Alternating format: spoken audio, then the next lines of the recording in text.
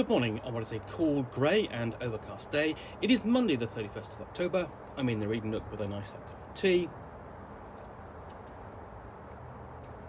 And parcel to unbox.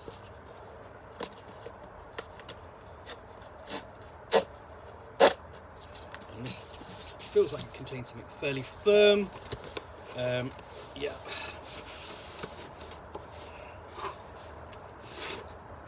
Fairly large tome, which is The White Wolf, the Elric Saga, Volume 3 by Michael Moorcock.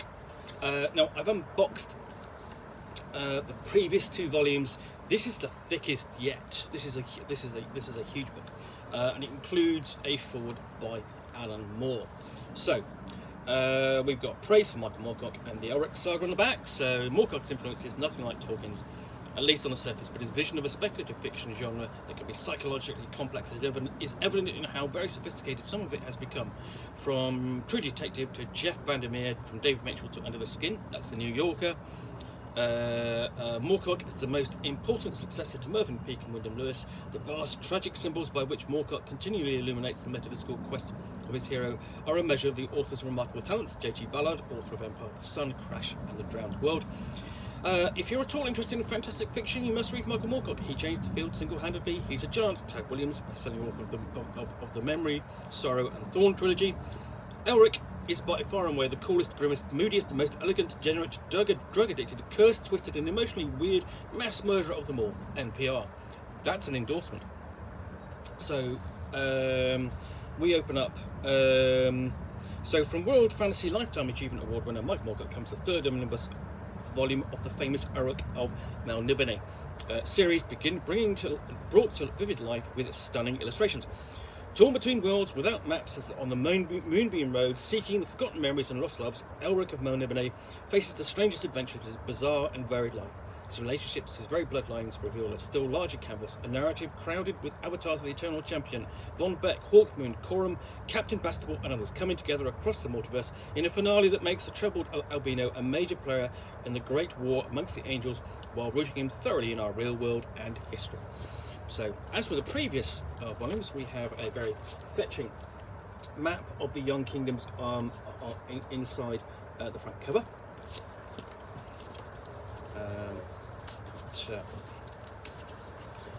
And also at the back cover as well, just to show you.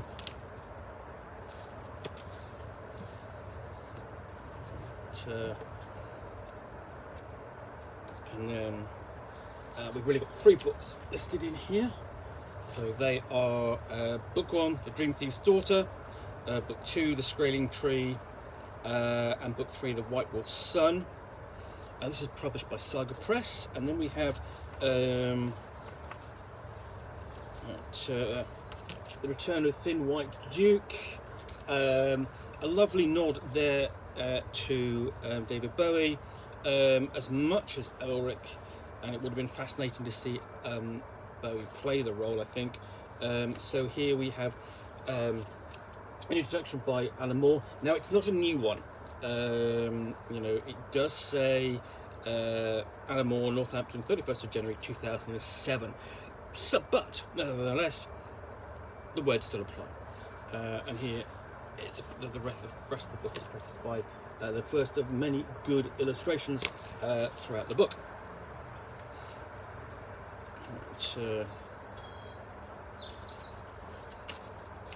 And then we've got the Dream Thief's Daughter, and that consists of 3 books there.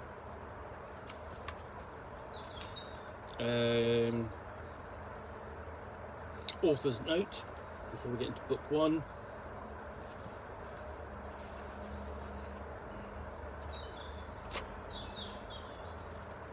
And I'm looking for general just because obviously just some of the illustrations in here, because this is a fairly thick, heavy book. And it does say it is illustrated, so let's flip through.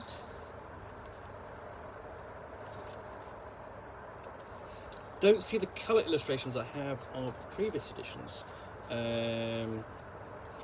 but flipping through, which is not really interesting for you, I appreciate, because this is a fairly large book. So the Dream Thief's Daughter, okay, is that. Then we have The Scrolling Tree, or The Albino in America.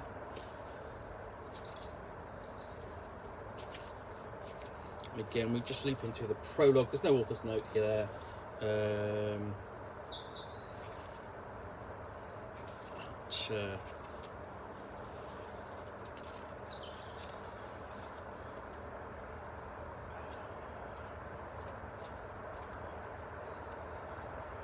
And then we have The White Wolf's Son, The Albino Underground.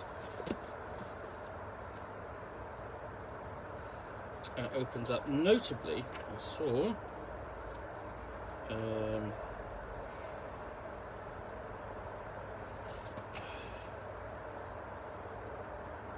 did see it, there was a section here, there's an interlude with Eunice Pearson, whom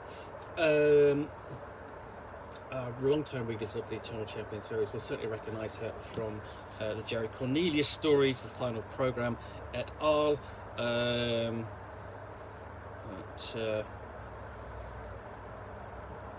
So yeah, I'm not going to show you too much more, because essentially it's all heavy text, and there's the artwork is not as prevalent, I think, in this version. There was far more in the first 2 volumes. So we do have some here at the epilogue, and it's important to note that these volumes are basically collect all of the fiction in the preferred order, but we do have John Davies' Elric Saga, A Reader's Guide at the end, which kind of feels, well, it's an afterword or afterthought, where you kind of think, well, I could really do with having that before I start.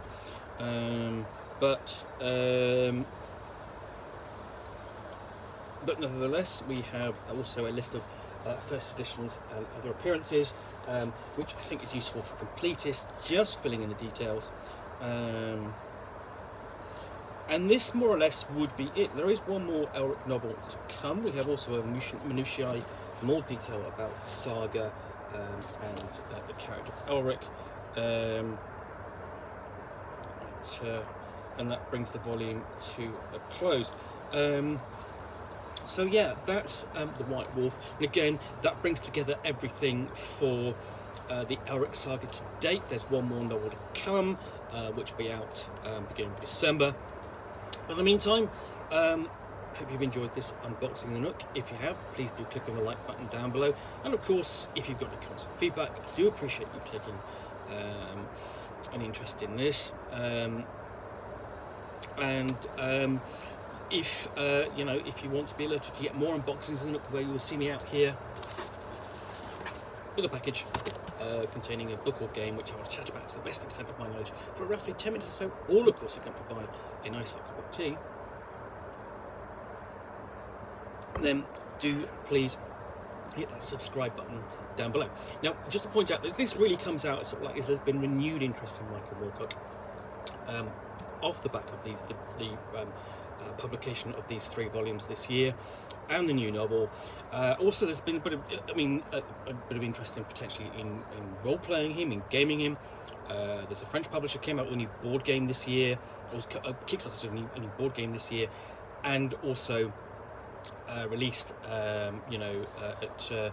in English, the Quick Start or starter set, Mornblade, for the French role-playing game, because there's not been an English role-playing game for Elric for probably about 15 years or so.